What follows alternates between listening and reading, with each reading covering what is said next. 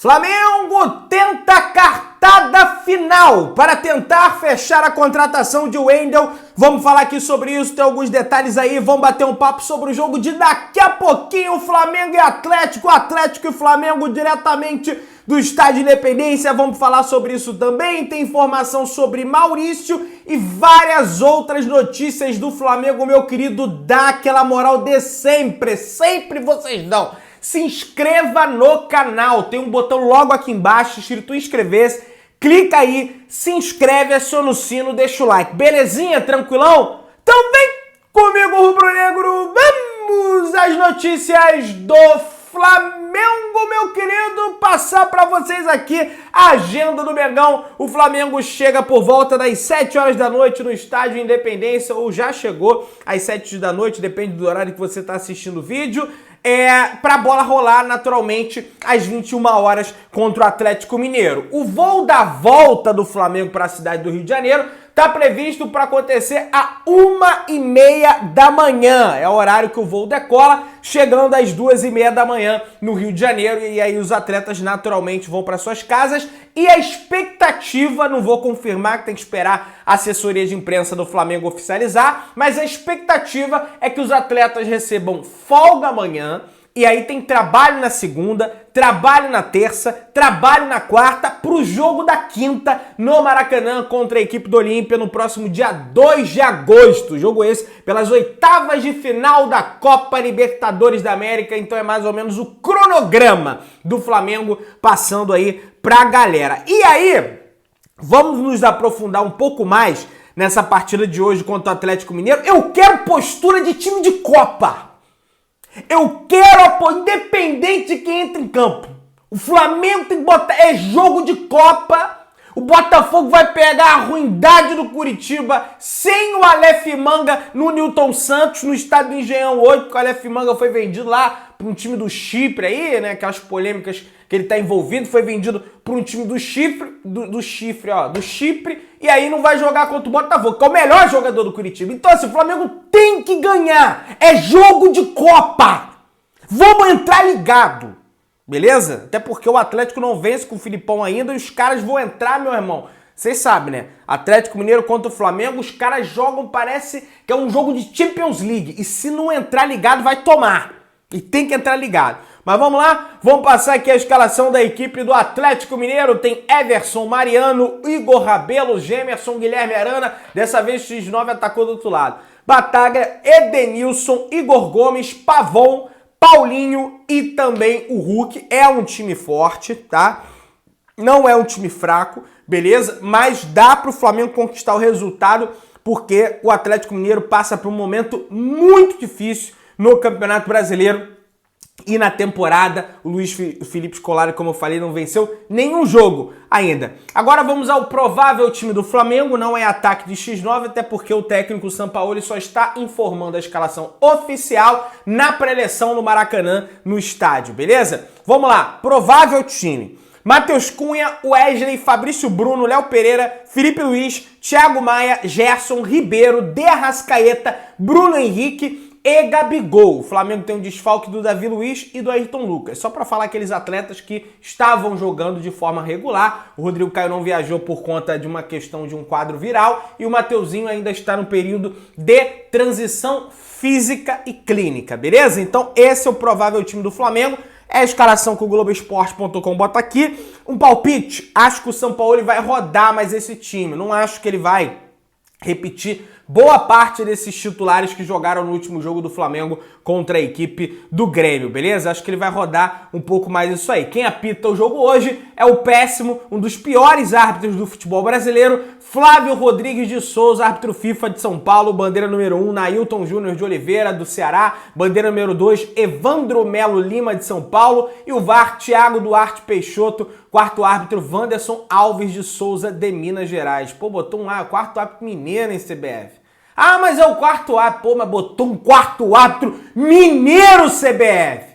É brincadeira, viu? Olha, eu vou te contar um negócio. Vou ficar ligado nesse quarto árbitro nessa partida de hoje. Galera, falando de arbitragem, já foi definido o árbitro para o próximo jogo do Flamengo pela Copa Libertadores da América. Quem vai apitar é um árbitro argentino e o nome dele é Darío Herrera, galera. Os auxiliares serão Juan Belatti e Facundo Rodrigues e o VAR está sob a responsabilidade de Mauro Vigiliano, todos argentinos, portanto teremos aí um quarteto argentino no jogo do Flamengo. Esse árbitro apitou já 5 partidas na atual Copa Libertadores da América. Deixa eu mostrar esse árbitro aqui pra galera. É esse senhor que vai ficar responsável para apitar o jogo Flamengo e Olímpia, jogo de ida no Maracanã, e o Flamengo tem que definir o jogo em casa. Mete uns 2, 3-0 sem soberba, dentro de casa, e já vai com tranquilidade no Paraguai para definir a vaga. Vai lembrar que o Olímpia tá numa crise danada lá no futebol paraguaio, foi eliminado da Copa do Paraguai,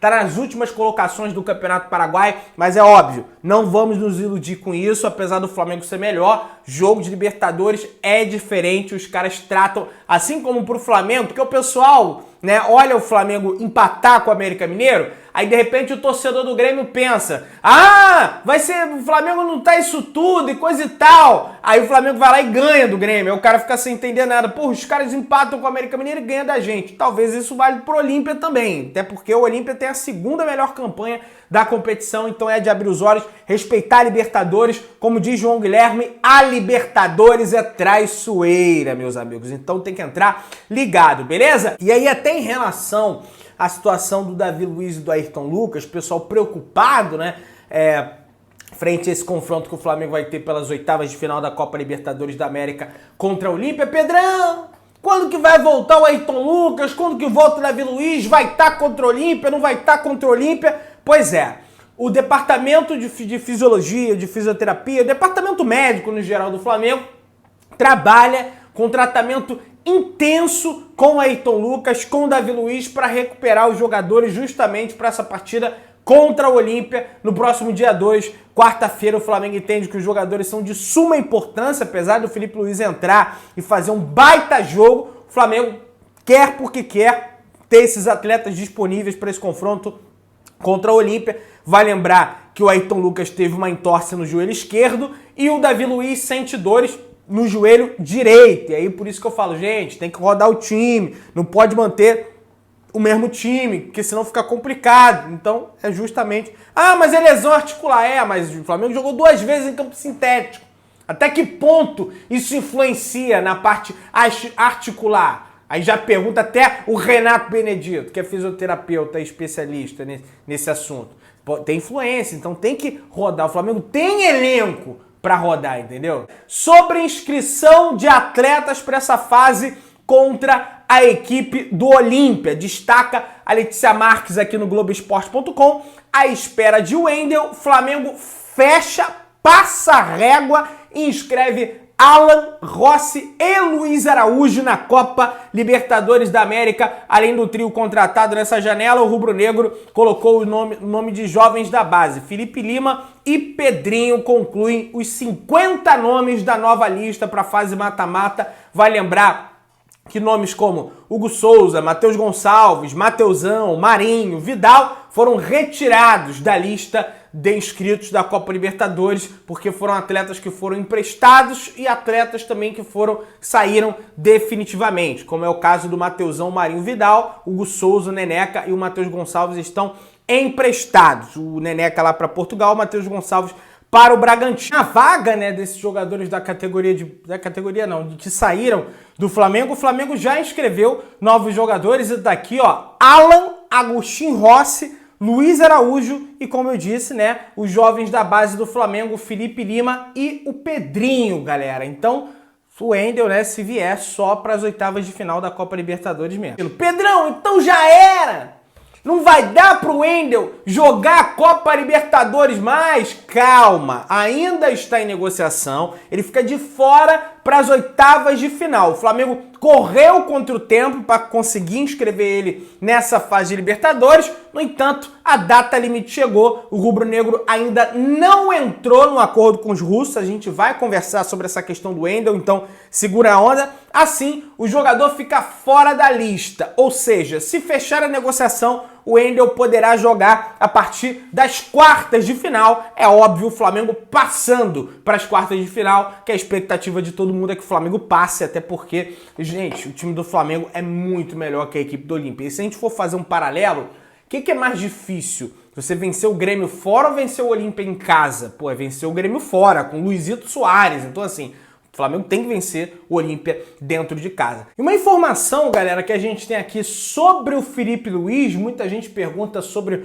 uma possível renovação de contrato do Filipe Luís. Tá aqui, ó, mesmo com 37 anos, o lateral esquerdo do Filipe Luís segue atuando em alto nível e muitos torcedores se perguntam sobre a possibilidade dele seguir para o próximo ano. Segundo o Globoesporte.com, a aposentadoria não é o plano A do lateral, que pretende seguir vestindo a camisa do Flamengo. Olha aí, ele já destacou que em oportunidade de entrevistas, né, que ele fez antes, que pretende só continuar jogando se for pelo Flamengo. E espera que o seu desempenho nessa temporada justifique o interesse do clube na renovação contratual. As conversas por renovações ainda não aconteceram, mas isso não é caso exclusivo do Filipe Luís, outros atletas também ainda não conversaram, pois a diretoria ainda não dá prioridade para extensões de vínculo e usa o tempo para focar nesse finalzinho de janela de transferências e a possibilidade de reforçar ainda mais o elenco do Flamengo.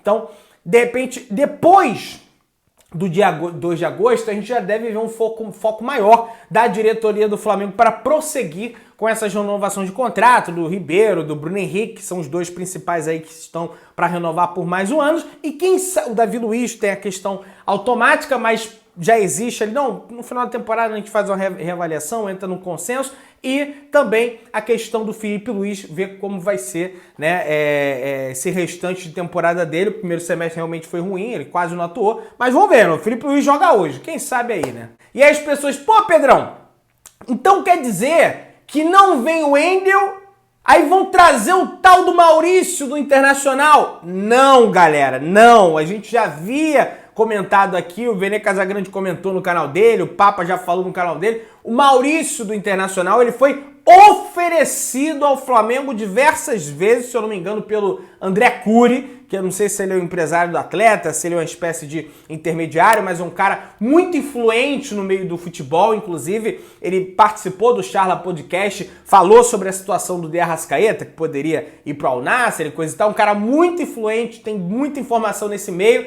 Ele ofereceu, mas o Flamengo não mirou em nenhum momento a contratação do meio-campista. E esse lance de oferecer, isso acontece muito no mercado da bola, é normal. O Flamengo não deve fazer investida pelo Maurício. Aliás, o Inter joga hoje contra o Cuiabá e o Maurício deve ser relacionado, de repente entra a campo e aí já vai completar as 7 partidas pelo Brasileirão e não vai poder atuar por outra equipe do futebol brasileiro. Então, se não vier o Wendel, não vem ninguém, beleza? O Claudinho melou de vez, a gente já conversou, inclusive o Zenit divulgou a escalação para esse jogo de hoje, né? Olha o que o Flamengo faz. O Flamengo faz a gente acompanhar o futebol russo, rapaz. E aí, o Claudinho tá normalmente escalado, tá? Então, esquece Claudinho, melou de vez, quem sabe aí para as próximas janelas de transferência que o Flamengo tiver uma bala na agulha maior, beleza? E aí, sobre o Wendel, o pessoal tá preocupado, Pedrão, o Flamengo não vai conseguir o Wendel e coisa e tal. A janela fecha dia 2, quarta-feira. Vamos lá.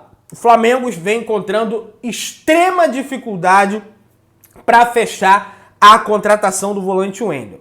Conforme foi divulgado na live que eu fiz com o Paparazzo ontem, né, o Veneto também trouxe a informação, o que trava as negociações no momento é o aumento da pedida do Zenit.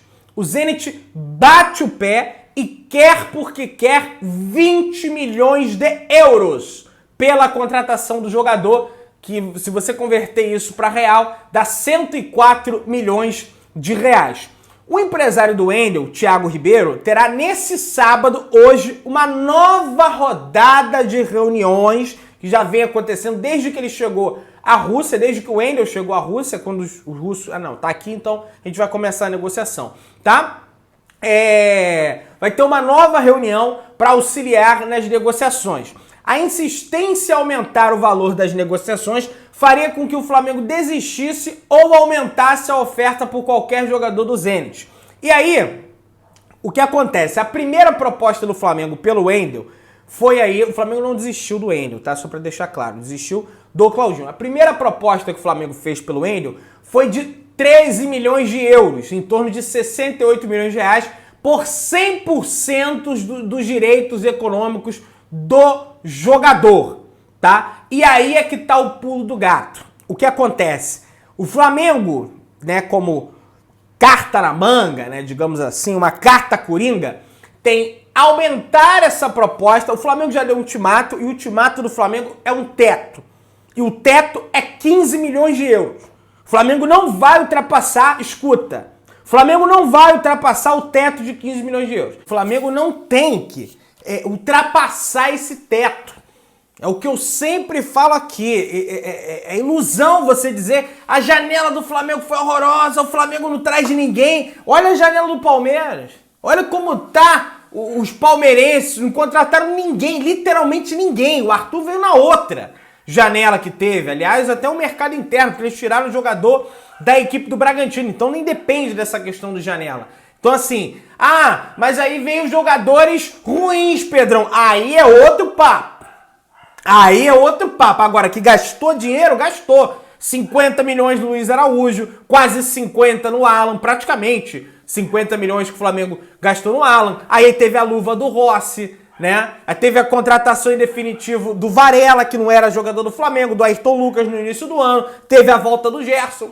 Então não concordo que não contratou. Contratou. Agora, quem contratou, aí já é uma situação que a gente pode até discutir. Então, o planejamento estratégico financeiro do Flamengo nesse momento é subir a proposta até esse teto de 15 milhões de euros e negociar parte do jogador. Em vez de contratar 100% do Wendel, o Flamengo ia lá e contrataria, de repente, 80% do jogador, 70% do jogador, e também poderia deixar essa venda condicionada para o Zenit ganhar mais grana em relação a bônus por metas. Por exemplo, o Wendel atingiu 100 partidas pelo Flamengo, 50 partidas pelo Flamengo, conquistou a Libertadores. O Flamengo teria gatilhos a pagar mais grana pelo Zenit. Por exemplo, a gente tem um exemplo muito grande, que é a situação do Pablo Mari, que o Flamengo vendeu para o Arsenal no início de 2020, né, ou no final de 2019, e até hoje pinga dinheiro na conta do Flamengo por conta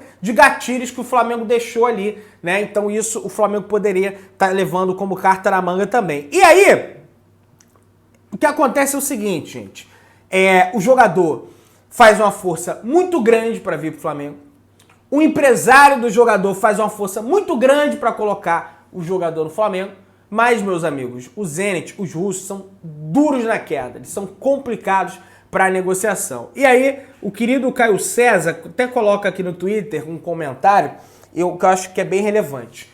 Gente, nunca a primeira proposta é aceita.